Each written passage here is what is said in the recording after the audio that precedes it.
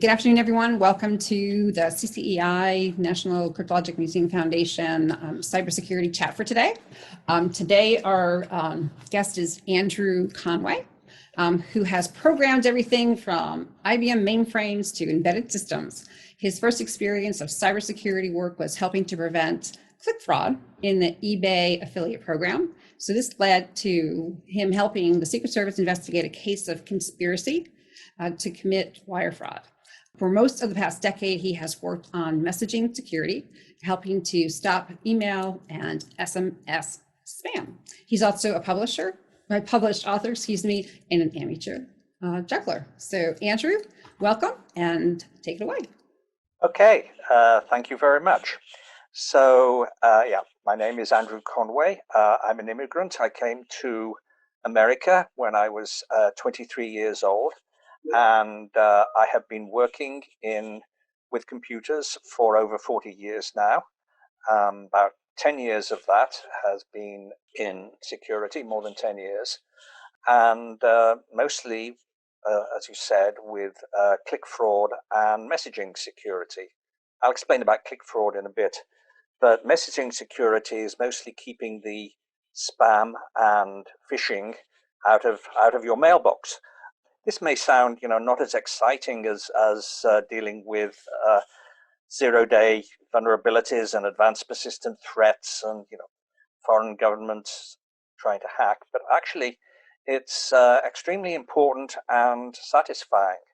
Some of the most, expensive and damaging data breaches of all time have been launched by phishing attacks, just a simple email message that tricks someone into parting with their credentials.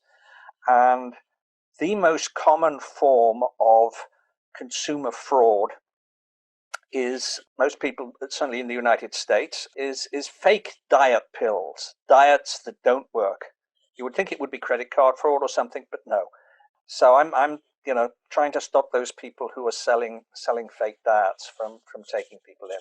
My first really experience with the idea of adversarial thinking in cybersecurity was right at the start of my career, when I discovered if you changed your mindset from being a defender to being an attacker, you suddenly had a whole set of new insights. I was working for a bank in Chicago, and back in those days, the whole bank had 2 computers. They were big IBM mainframes, but they were probably about as powerful as a phone these days, but still we were running the whole bank on these 2 computers. And you could walk up to a terminal if you were a programmer and log into the computer, and then you had access to all the files on that computer, all the bank accounts and all the programs that updated people's bank accounts. And we were just about beginning to work out that was not such a great idea. So I was a junior programmer, and with a senior programmer directing me, we installed a security system that restricted what you could see to, and the bank appointed a security officer. And so the 3 of us had access to everything. We had security level access, and nobody else did. Everyone else could see their own things. Well, the senior programmer went on vacation, and before he went away, he turned off my security level access. He'd forgotten that there was a task I still needed that for, something I had to do I still needed that for. So suddenly I was locked out, and the security officer hadn't come to work yet. And it took me about 2 minutes to work out how to get my security officer rights back. And, any of the systems programmers at the bank could have done the same thing. So it actually took me longer to explain to the security officer how I had broken security on the system than it did for me to break back in and get the stuff that I needed. So that was a very important lesson. First of all, we had a big hole in the security that we were able to fix after that.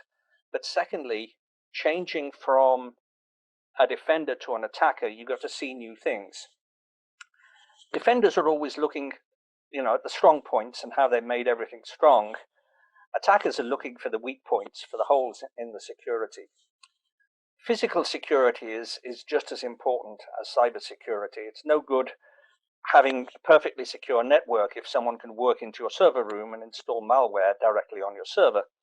So, story from physical security that I heard from one penetration tester, someone who's actually hired to break in to test security.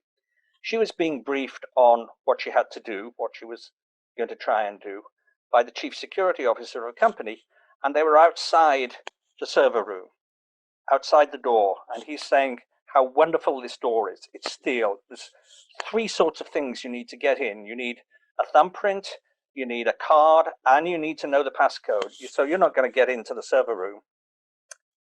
And she says, hold my handbag. And she gives him her handbag. She pops up a floor tile. She crawls underneath the door. A lot of computer rooms have raised floors for pulling cables through. Pops up inside the computer room, opens the door, and takes her handbag back. It's that she knew what to look for. She was looking for the weak points. She ignored the strength of the door. You know, if you want to break into a secure building, one of the best tools you can have is a birthday cake, big flat sheet cake that you're carrying. I mean, you go out on Facebook first, you find out, you get pictures of the company Christmas party, you find out what the badge looks like, you make a fake ID badge. Won't get you in the door, but it'll look like you could get in that door. You work out how people dress at that company. You're carrying this cake. Someone will open the door for you. People are polite. So why am I telling you how to break into a secure building with a birthday cake? The answer is someday you may be walking into a secure building and there's someone behind you with a birthday cake. And now you know, don't open the door for them. If you want to be polite, say, here, let me hold that cake for you while you open the door with your pass.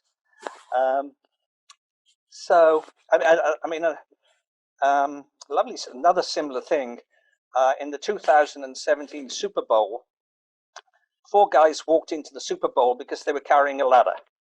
And everyone assumed that they were going to repair the lights or something. They had some maintenance job to do. They looked like maintenance guys. So it's important. People have an image of what a hacker is. You know, it's a young white guy in a black hoodie. That's the kind of picture of a hacker that you see everywhere in the media. So if you do want to break in somewhere, hack in somewhere, don't look like that. You know, diversity is really important. Use it. People are not expecting someone who isn't a young white guy in a black hoodie to be as much of a threat. And it's really important also, diversity brings a range of different viewpoints and you get to see things from different points of view. So another time that I needed to look from the point of view of an adversary was the thing that was mentioned in the intro when I was working preventing click fraud. A lot of the internet is financed by advertising. And in many cases, a publisher puts an advertisement on their website, but they don't actually get paid by the advertiser until someone clicks on that advertisement. So if you can build a robot that makes it look like someone clicked on that advertisement or install malware on their system or whatever, so that they're getting fake clicks, then that money gets paid out without actually bringing any new business. And we found one forum, one website where people were discussing this kind of fraud, among other things. And so, you know, part of my job was to go out on that forum and infiltrate it. And there was a public area where they was discussing stuff that was mostly legal, unethical, but mostly legal. And then a VIP section where they were discussing the less legal stuff. And to get into the VIP section, I had to stay around on that forum long enough to be accepted into the VIP section. And I actually had to make a contribution. Now, I couldn't encourage people or advise them on doing illegal stuff. But I could talk about stuff like web design and income tax. Hackers are worried about tax like everybody else. So eventually I got into the VIP section, and there was one guy there who was actually selling click fraud as a service. And so he was using PayPal to sell it. So we got the right legal paperwork, went to PayPal, and got not only all his name and address and bank account details, but his customer list too, which was just wonderful. And then sent him a cease and desist notice, which is a lawyer's way of saying, we know where you live, we know what you're doing, we want you to stop. And if he'd stopped, he would never have heard from us again. And he did stop for a few weeks. We knew he'd got the cease and desist notice because he posted about it in the forum. Okay, so but then he got greedy, or his customers, his clients, started complaining. So he went back to the old ways. So we had to get law enforcement involved, and getting law enforcement involved is a very slow, with cybercrime, very slow process. You're talking a time frame of years, very often. But eventually he got a knock on the door from the Secret Service, because wire fraud falls under the Secret Service. And then he posted about it the next day. And at this point, I had enough sympathy. I had been on that forum long enough that I was appreciating the viewpoints on the other side, that I wanted to grab the guy by the shirt and shake him and say, don't post about this. Don't do anything without a lawyer. And in fact, what he said was, well, the cops didn't really seem to understand much about computers, so I had to explain everything I was doing to them.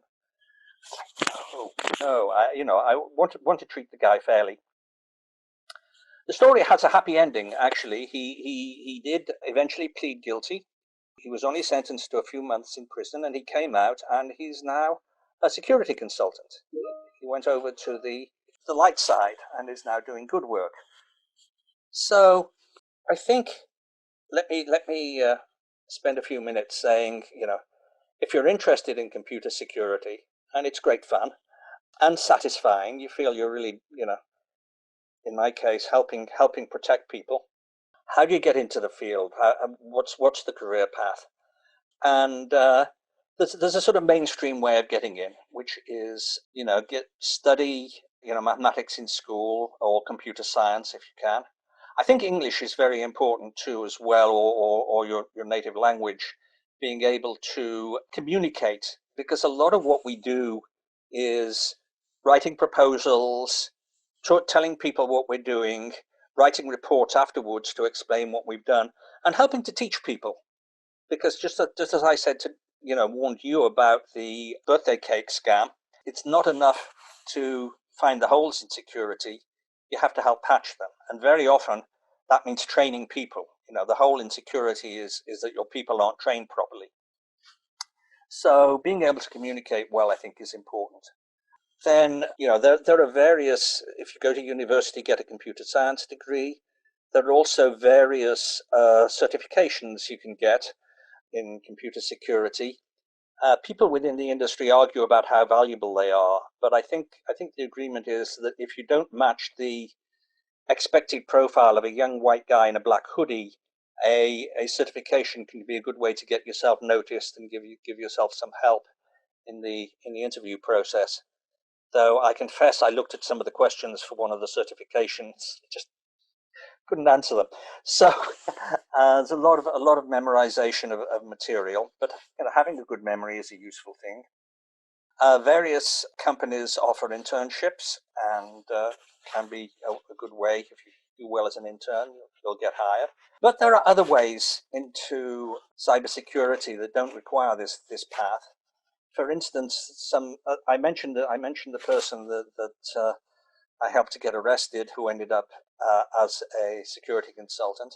There are some very notable cases of people who have started out as cyber criminals and ended up as being very respected security professionals. Kevin Mitnick, for example, was the most wanted hacker for a while, and now he's the most wanted penetration tester, very marketable. Marcus Hutchins, who stopped the WannaCry attack, started out as a cyber criminal, and now he's the person who saved the internet. He was actually arrested by federal law enforcement when he visited America, and spent a couple of years under house arrest. And then when his case came up, the judge told him to go away and sin no more. let him off very much. There's a great article about that in Wired recently. There are lots of other ways. I don't recommend starting out as a cyber criminal, by the way. Just saying somewhat. But you can, it is something that can be self-taught. Look for capture the flag competitions, which is security, hacking as a competitive sport. There are some great security blogs out there. Most of the big security companies will have a blog giving you information. There are security conferences, and a lot of videos of the presentations from security conferences are on a website called infocon.org. So it's like you're attending those conferences. You can watch the videos. You won't understand all of them. I don't understand all of them. But you can pick fields and presenters that are interesting to you. There are things called bug bounty programs.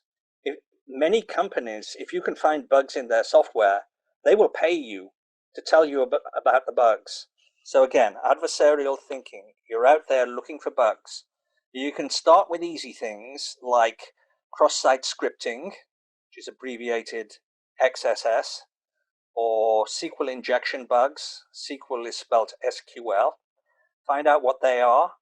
Go looking for them. You won't get paid very much for finding those, and people may have found them already, but it'll get you started into investigating bugs on your own. And there are people, that's all they do. That is their job, is they just look for these and get the bounties, paid bounties.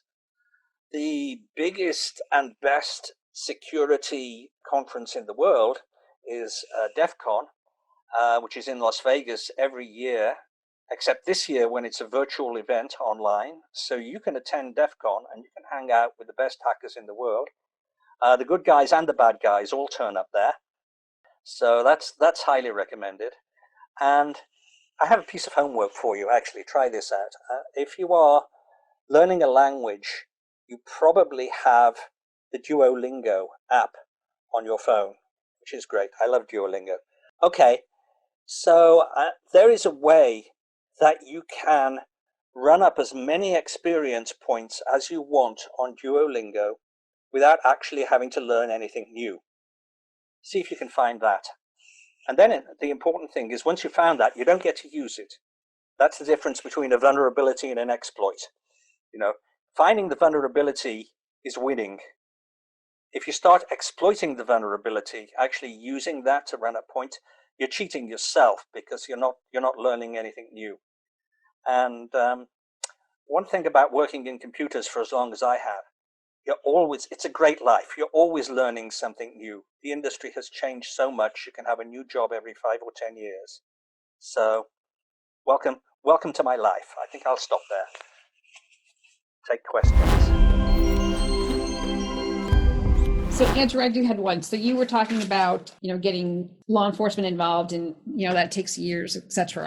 Why is that, if the technology also is changing so fast? Because you said, folks can get a new job, every 3 to 5 or 8 years or something. Mm-hmm. That part of the reason why law enforcement has some difficulty in...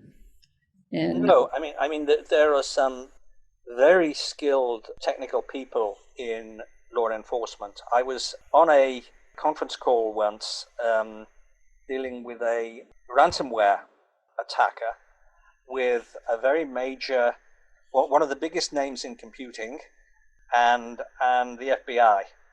And the FBI computer guys were better than the people from a company that I won't name in terms of technical skill. They were very much keeping up. No, it's just that if you are, the FBI, the Secret Service, FTC, I also sometimes have worked with or provided information to, actually. Mm-hmm. They have to build a case that is completely bulletproof in court, and for example, they don't want people like me as a witness in court. Mm-hmm. So if I find some evidence of crime, they want one of their people to be able to reproduce and go through everything I've gone through to get that evidence. So that person who has been trained on how to deal with hostile cross-examination, that person can be the one who's doing this in the law court. So all the investigation that I had done, for example, in the click fraud case, I worked with an undercover Secret Service agent to so that she could go through and generate exactly the same evidence. So she went in to this guy who was providing click fraud as a service. She signed up for an account with this guy, and she went through all the technical stuff. And again, diversity is important. You're expecting Secret Service agents to be, an ex-Marine in a dark suit, and a lot of them are. But this guy was a fairly petite lady who, as a Secret Service undercover agent, I suspect she was a very brave lady. But yeah, she worked on this. We went through this together, and even then, you need a lot more. It's absolutely a case of dotting all the I's, crossing all the T's, getting everything lined up perfectly before that knock on the door happens. And just as an example, the knock on the door happened when the person was asleep, but it was 2:00 in the afternoon, and they had I think worked out what his waking and sleeping pattern was, so they knew to knock on his door at 2:00 in the afternoon rather than 2:00 in the morning when most people are asleep. You had mentioned, you had suggested a number of things, right? That physical security is as important as cybersecurity. Communication is key. But for kids that are students that are in high school, somewhere between their freshman and senior year, or even a freshman in college, what are some of the things that they might be able to do that's hands-on, if you will, to trying to think about cybersecurity as a career field? Yeah, as I say, I think the capture the flag stuff is really good, and learning to pick locks. It might not sound great, but my son, he goes along to DEF CON every year, and not this year obviously, but they have a whole room that is the lock picking village, and people are learning how to pick locks, and he's got pretty good at picking locks. So he goes there and works on some of the more difficult locks, and then someone will come along who wants to learn how to pick that lock. My son will show him, and in turn he asks that guy about what they do at work. So he's learning hacking information in exchange for lock picking information. But yes, as I say, the capture the flag things are good, and start looking at bug bounty programs, and how you would investigate and find some of the more obvious bugs. Gotcha. And then you will understand that XKCD cartoon about little Bobby Tables. Mm-hmm. What's that? What is that? You're going to have to look it up. It's historic XKCD. You have to understand what a SQL injection bug is. Okay, I got some homework to do then. So we do have a question from Scott. How do you expect hacking to evolve and adapt to new technology? Oh, wow. Okay. Adversarial AI, I think. We're increasingly seeing artificial intelligence used and machine learning to do things like, facial recognition or detecting spam or many other things. But there are people who are going to want to defeat this. So, for example, can you train an artificial intelligence to tell you what to do with your makeup so you won't be recognized by facial recognition?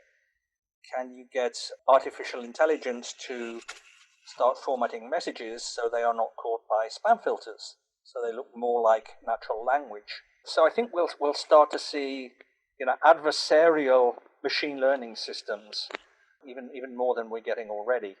That's one thing I can see coming. I don't know. If I could predict the future, I would be probably better paid than I am now. Though I'm doing okay. This is not the certainly not a badly paid career. Could I ask a question, please? I was just wondering if cybersecurity professionals incoming in the field could be based basically anywhere in the world? Or would American companies tend to prefer American cybersecurity experts, or would they actually be interested in having some, for example, French cybersecurity experts working for them? Or absolutely, absolutely. First of all, the thing is, cybersecurity is around the world and round the clock. So one of my main clients is a company called Proofpoint, and they have a 24-hour security operations center that rolls around the world. Australia, Japan, onto Europe, United States. And then the research team that researches into the advanced persistent threats and so on. Yeah, there are people from everywhere working from home, and there's a certain level you have to jump through in the United States to employ people overseas. There are legal hoops and whatever that you have to satisfy. But once a company gets to a certain size, then absolutely they're very happy to take talent from anywhere. Again, it'll help if you speak English. That's kind of the international language of hacking. So it's important not to cheat at Duolingo if you want to learn English, even though it's easy to do. Apart from that, it's wide open. Do you think hacking will eventually die out as technology progresses and you get to the point of storing codes to DNA and more advanced computers? No, I don't. I would love it. I mean, I have a sort of an ethical question here, in that suppose I came up with a magic cure that would solve all security. Absolutely, I would put it out, even though I would be out of a job at that point, and my employer would be bankrupt.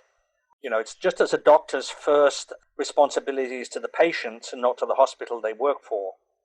So, a doctor who comes up with a cure for cancer is going to put the cancer clinic out of business, but they're still ethically obliged to do that. I would absolutely stop hacking if I could, but it's very much human nature to take the adversarial approach, to look for holes in things.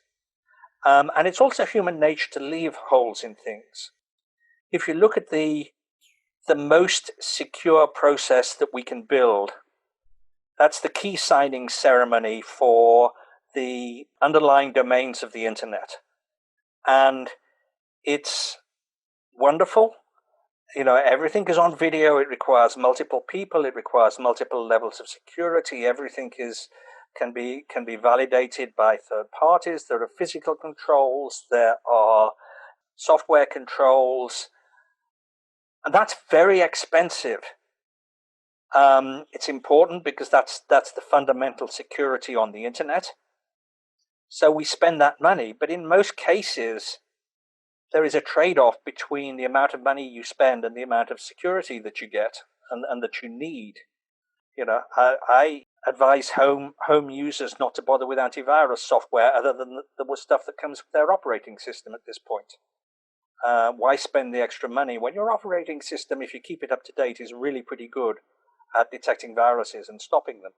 So because people want something soon rather than perfect, there are always going to be holes for hackers to get in. And Scott has another question. What is your favorite hack or hack defense in history? Casinos in South Africa were losing money at blackjack, and nobody noticed until the accountant said, "We are not making enough money on average at the blackjack tables. We know how much money we should make." Blackjack is a card game, and it's pretty simple rules. The odds are well known, and the casino should always be making money.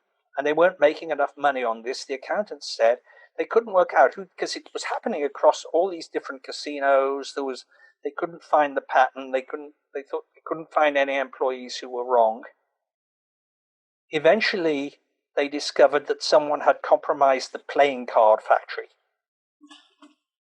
and that those playing cards were marked, very subtle mark that indicated the face cards, the high value cards.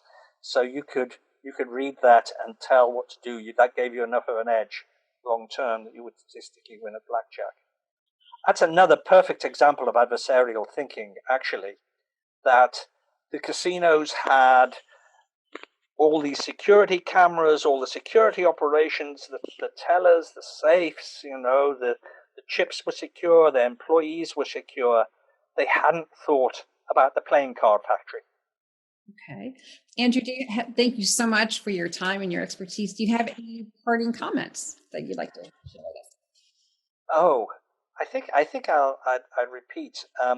Working with computers generally has been what a long, strange trip it's been. What a wonderful journey that I have seen. And I think, the next 40 years are going to be even more wonderful. I have done many different things, worked with many, collaborated with many wonderful, intelligent people. And, on the whole, I think I have managed to provide something of social value, of protecting people from scammers. So, yeah, it's been, as I'm facing retirement in the next year or two, I can say, this has been great, and I would encourage anyone to go into it. And don't expect to be doing, if you want the same job every day, don't do it. But if you want to come along for the ride, if you want to see the best minds in the world getting together to change the world and hopefully make it a better place, come and do what I do. Thank you again, Andrew, for your time and expertise. Thank you for all of you for joining us. And I hope you're able to join us in a future cybersecurity chat. Have a good day. Thank you very much. Great Thank meeting you, everyone. Okay, bye-bye. Goodbye.